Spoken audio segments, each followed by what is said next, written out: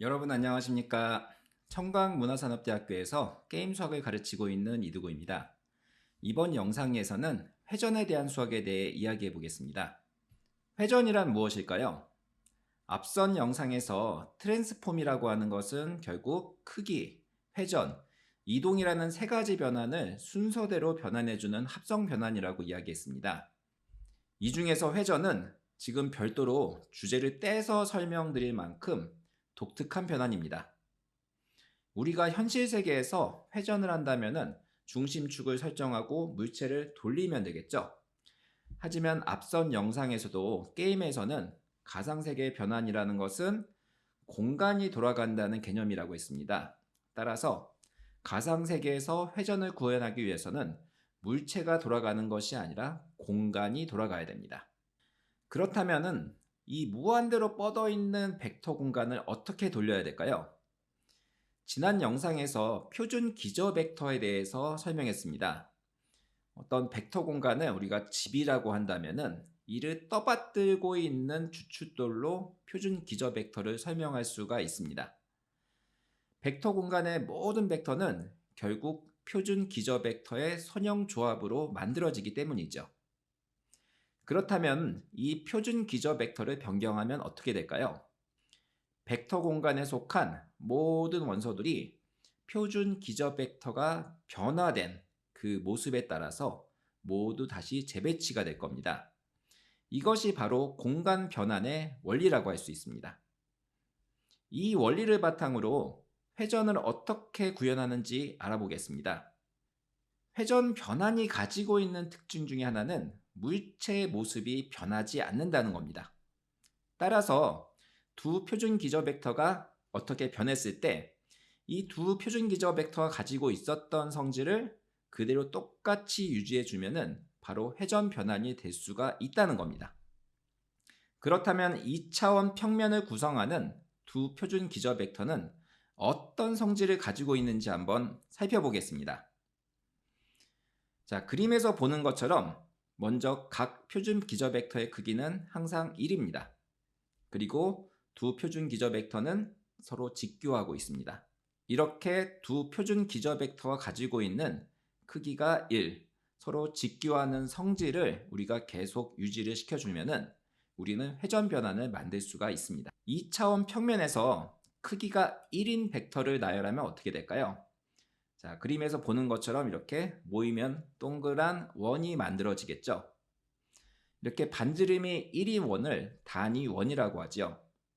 이러한 단위 원상에 위치한 두 벡터를 저희가 임의로 뽑는다면 첫 번째 조건인 크기가 1인 두 개의 벡터를 가져올 수가 있게 됩니다. 자, 이러한 두 개의 벡터 중에서 서로 직각을 이루는 어떤 쌍을 우리가 발견해 가지고 가져온다면 이것은 바로 표준 기저 벡터가 가지고 있는 성질을 그대로 유지하는 두 개의 새로운 벡터라고 할 수가 있겠습니다. 이것이 바로 2차원 공간의 회전 변환의 원리라고 할 수가 있습니다. 3차원, 4차원도 마찬가지겠죠. 그렇다면 우리는 그 원호의 점을 어떻게 가져올 수가 있을까요? 이를 가져오기 위해서는 바로 오늘의 주제인 삼각함수에 대해서 이해를 해야 됩니다.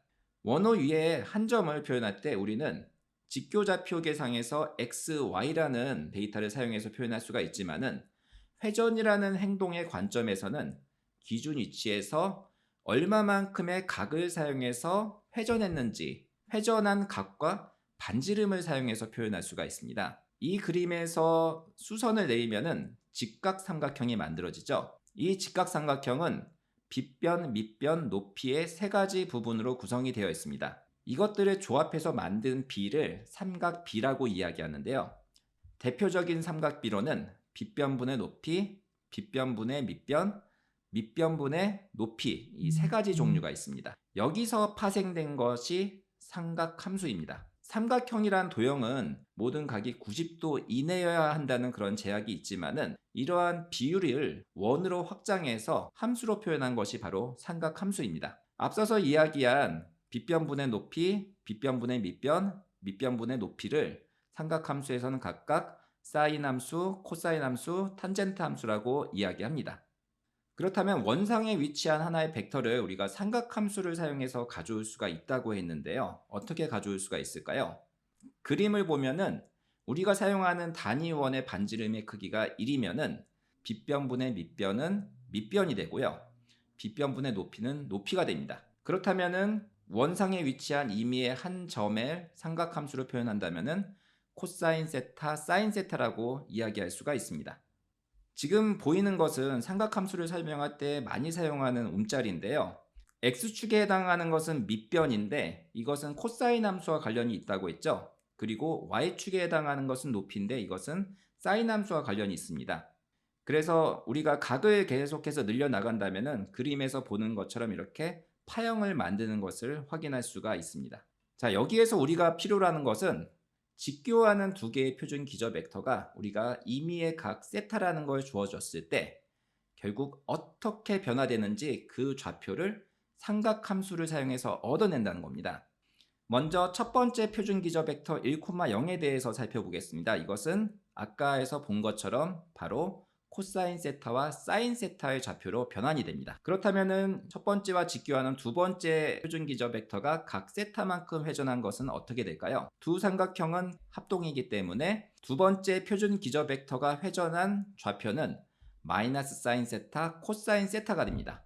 따라서 회전된 평면 공간이란 결국 두 표준 기저 벡터 1,0과 0,1을 두 벡터 코사인 세타, 사인 세타와 마이너스 사인 세타와 코사인 세타로 재구성한 공간이라고 우리가 이야기할 수가 있는 겁니다. 어떤 점, 벡터 공간의 임의의 점 x, y를 각 세타만큼 회전을 시켰다고 하면은 저기 화면에 보이는 것처럼 계산할 수가 있습니다. 그런데 결과가 조금 복잡하죠. 수학자들은 이러한 변환을 쉽게 계산하기 위해서 새로운 방법을 고안했는데 그것이 바로 첫 번째 영상에서 언급한 행렬입니다.